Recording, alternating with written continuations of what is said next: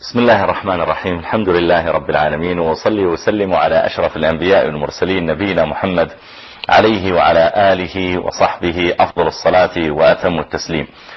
أيها الأحبة الكرام، أحمد الله تعالى أن يسر هذا اللقاء معكم، وأسأل الله جل في علاه أن يجعلنا وإياكم في هذه الساعة وفي هذه الأيام ممن يحتسبون عند الله تعالى أجرهم ويرفعون إليه مصابهم وحاجاتهم، وأن نكون أيضا ممن يرضى الله تعالى عنهم عندما يتذكرون مصائبهم أو آلامهم التي مرت بهم فيما سبق. هذه رسالة إلى جميع من يستمع إليه، هي رسالة إلى زملائنا وأصحابنا وجيراننا، إلى من زاملناهم في المدارس لما كنا صغارا، وربما عملنا معهم أيضا ونحن كبار في الوظائف وغيرها.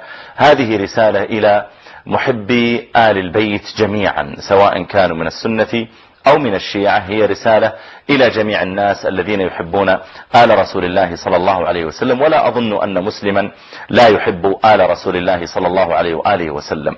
كيف لا، والنبي صلى الله عليه وسلم بين في الحديث الصحيح لما قال أذكركم الله أذكركم الله أذكركم الله، فجعل عليه الصلاة والسلام يذكر الناس مرارا، يذكرهم عليه الصلاة والسلام في أهل بيته.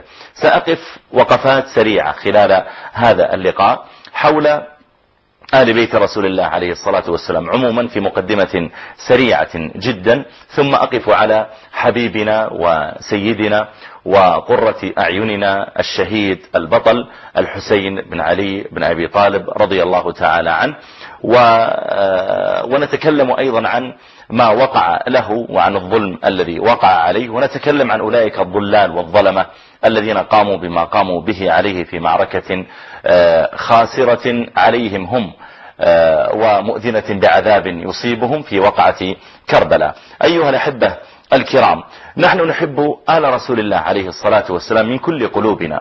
لماذا نحبهم؟ لأن من أحب أحدا أحب جميع أهله وأصحابه.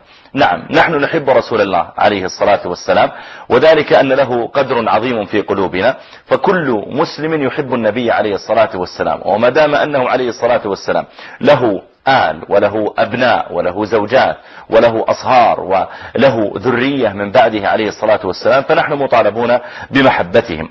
كذلك لأن ديننا قد أمرنا بذلك، فالنبي عليه الصلاة والسلام قد أمر أن نحب آل بيته، وذكرنا الله تعالى فيهم، وتوعد النبي عليه الصلاة والسلام، بل أيضا نص الفقهاء والعلماء على توعد من سب آل البيت أو سب أيضا أصحاب رسول الله عليه الصلاة والسلام أو تنقص حال عترة النبي عليه الصلاة والسلام.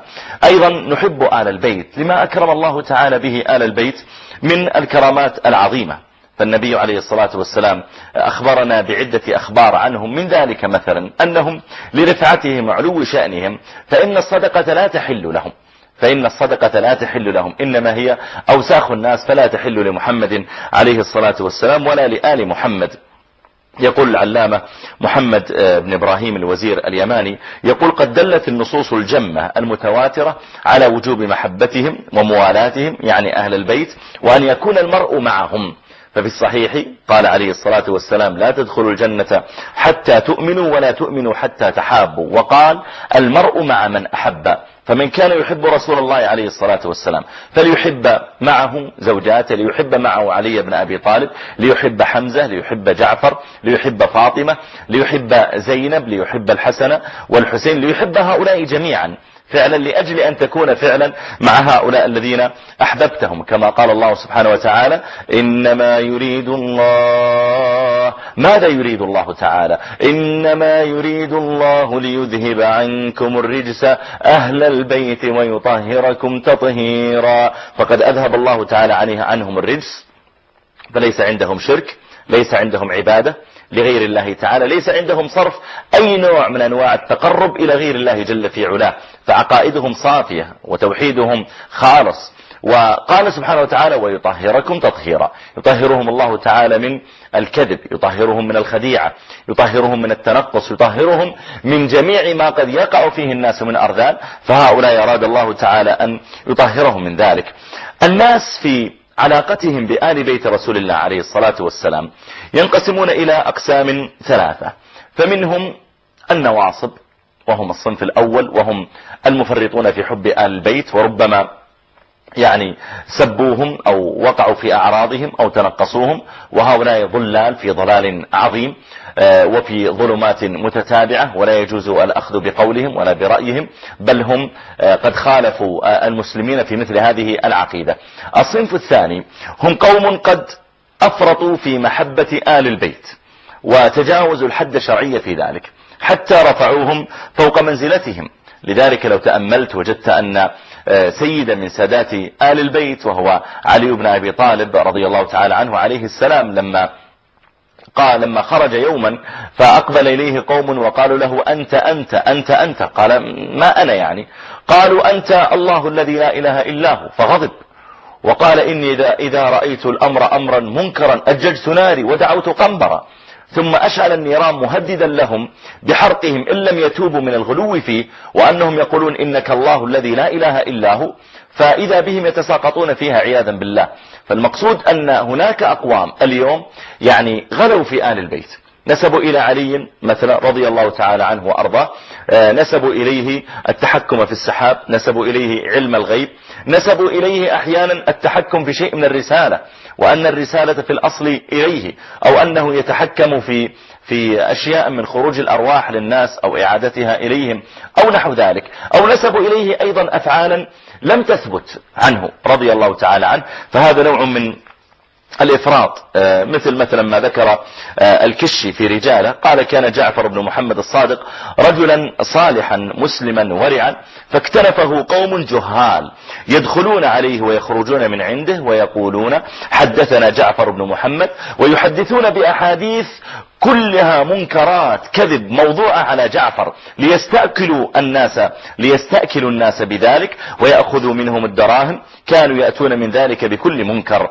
قال ذكروا أن جعفرا حدثهم أن معرفة إمام زمانك تكفي من الصوم والصلاة، وأن عليا عليه السلام في السحاب يطير مع الريح، وأنه كان يتكلم بعد الموت، وأنه كان يتحرك على المغتسل وهو ميت رضي الله تعالى عنه، وأن إله السماء وإله الأرض الإمام، فجعلوا لله شريكا، وهؤلاء جهال ضلال.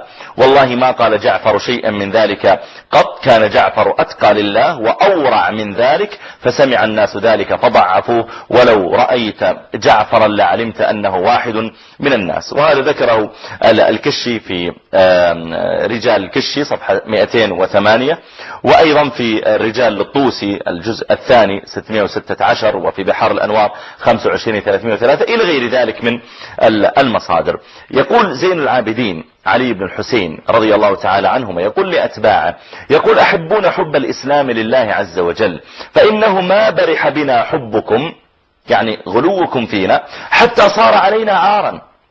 يقول يا جماعة لا تغلوا فينا، نحن نبقى أننا بشر، صحيح أن لنا مزية أننا آل بيت رسول الله عليه الصلاة والسلام، لكن لا تنسبوا إلينا أشياء ترفعنا عن منزلة البشرية. وهذا ذكره عنه في حلية الأولياء وفي غيره. الصنف الثالث من الأصناف هم المعتدلون المنصفون، المفارقون لطريقة الغالين ولطريقة الجافين، فهم وسط، كما قال سبحانه وتعالى وكذلك جعلناكم أمة وسطا. وكما قال الأندلسي يقول واحفظ لأهل البيت واجب حقهم، واعرف عليا أيما عرفان، لا تنتقصه ولا تزد في قدره، فعليه تصلى النار طائفتان، إحداهما لا ترتضيه خليفة، وتنصه الأخرى إلها ثاني.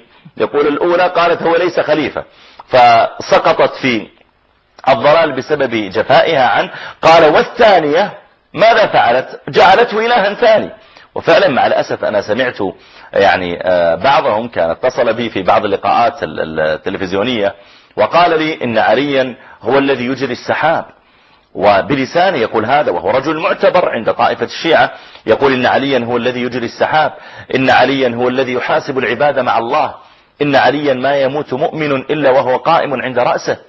فمثل هذا الغلو نهى النبي صلى الله عليه وسلم عنه، وما أوقع الأقوام الأولين قوم نوح وغيرهم، ما أوقعهم أيها الإخوة والأخوات في الشرك وفي عبادة الأصنام. ولا